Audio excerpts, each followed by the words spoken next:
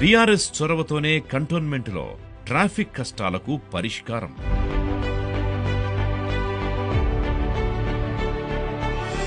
సికింద్రాబాద్లోని JBS నుంచి కరీంనగర్, నిజామాబాద్ మార్గంలో నిత్యం ట్రాఫిక్ కష్టాలే. కారణం కంటోన్మెంట్ భూములు. ఇవి రక్షణ శాఖ పరిధిలో ఉండడంతో ఇక్కడ రోడ్ల విస్తరణ గగనమైంది. దీంతో ఈ మార్గాల్లో ఎలివేటెడ్ ఎక్స్ప్రెస్ హైవే, స్కైవేలు నిర్మించాలని నాటి కేసీఆర్ సర్కార్ నిర్ణయించింది. నిజామాబాద్ వెళ్లే దారిలో సికింద్రాబాద్ చౌరస్తా నుంచి బోయినపల్లి వరకు, కరీంనగర్ దారిలో శామీర్పేట వరకు రక్షణ శాఖ భూములిస్తే తాము ఈ నిర్మాణం చేపడతామని కేంద్రంలోని బీజేపీ సర్కారు దృష్టికి తీసుకెళ్లారు. ఈ విషయంలో కేసీఆర్, కేటీఆర్ తో కలిసి బోయినపల్లి వినోద్ కుమార్ ఎన్నోసార్లు కేంద్రానికి విన్నవించారు. రక్షణ శాఖ భూముల్ని రాష్ట్రానికి అప్పగించాలని ఆ శాఖ మంత్రి రాజ్నాథ్ సింగ్ కి వినోద్ కుమార్ ప్రత్యేకంగా లేఖలు కూడా రాశారు.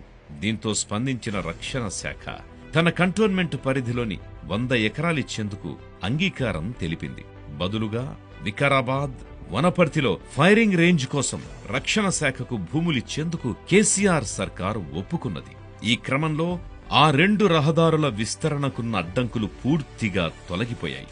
అయితే నవ్విపోదురుగాక నాకేటి సిగ్గు అన్నట్టు బీఆర్ఎస్ 5 ఏండ్ల కృషిని కాంగ్రెస్ సర్కార్ తన ఖాతాలో వేసుకుంది. తాము చేసిన కృషి వల్లే 2 స్కైవేల నిర్మాణానికి మార్గం సుగమం అయింది అని కేంద్రంతో వ్యూహాత్మక చర్చలు జరిపి ఈ కల సాకారం చేసినట్టు సీఎం రేవంత్ రెడ్డితో పాటు మంత్రి పొన్నం గొప్పలకు పోవడం హాస్యాస్పదం. అదేమిటి, కంటోన్మెంట్ బోర్డు భూములిప్పించేలా కేంద్రాన్ని ఒప్పించింది కేసీఆర్ సర్కార్ అయితే కాంగ్రెస్ సర్కార్ గొప్పలు చెప్పుకోవటం ఏంటి అని ఈ ప్రాంత ప్రజలు ముక్కున వేలేసుకుంటున్నారు. కరీంనగర్ అభివృద్ధి తన ఆశయంగా నిలబడే వినోద్ కుమార్ లాంటి నాయకుణ్ణి ఎంపీగా గెలిపించుకుందాం. కారు గుర్తుకే ఓటేద్దాం, తెలంగాణను గెలిపిద్దాం.